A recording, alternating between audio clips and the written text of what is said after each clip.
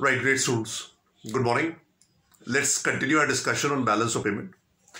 Balance of payment, if you remember, students, is the statement of residents having economic transactions with the rest of the world, right?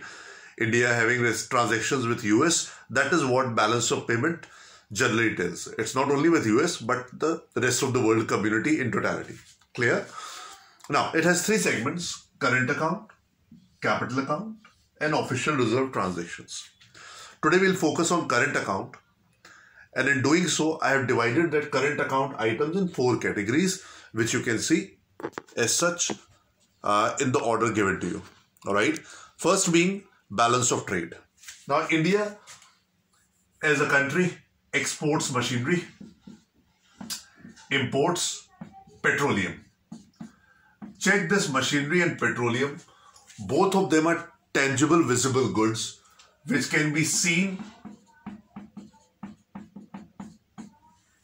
being transported from the ports from India to rest of the world, and from rest of the world to India.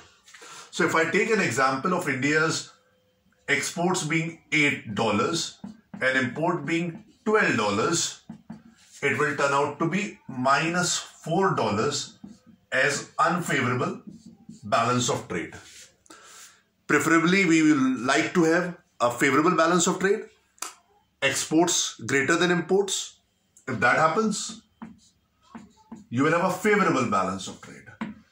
In this case, it is unfavorable balance of trade because your imports are greater than exports. But remember, to find BOT, always follow the formula exports minus import of visible goods.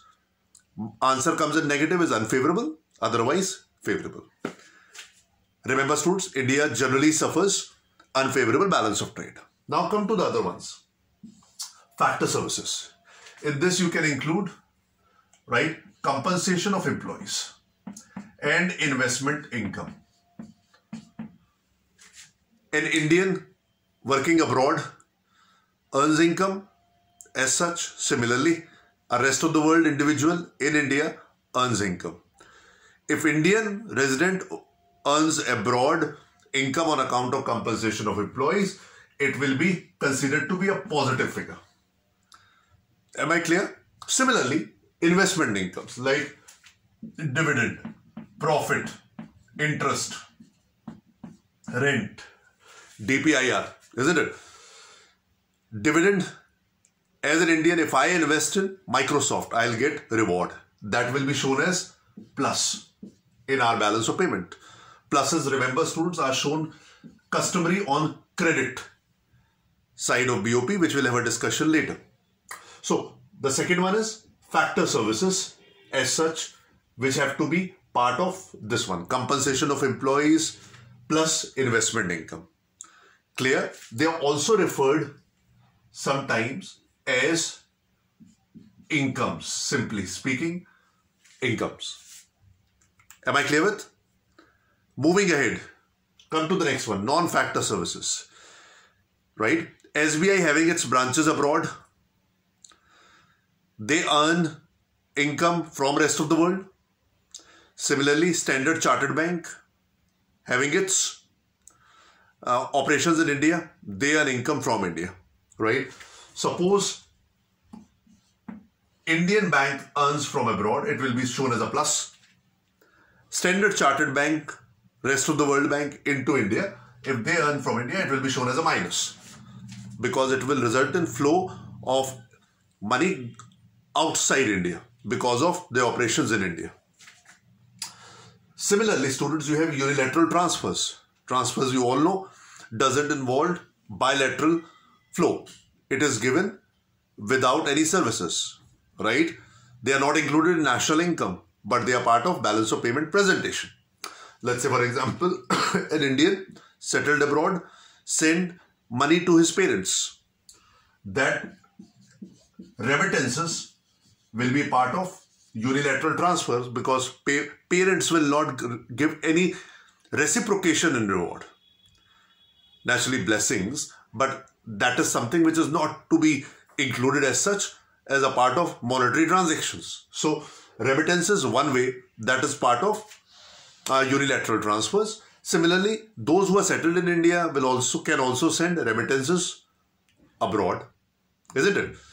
Grants given by foreign countries or international agencies like IMF and all should also be included in the same breath under this category.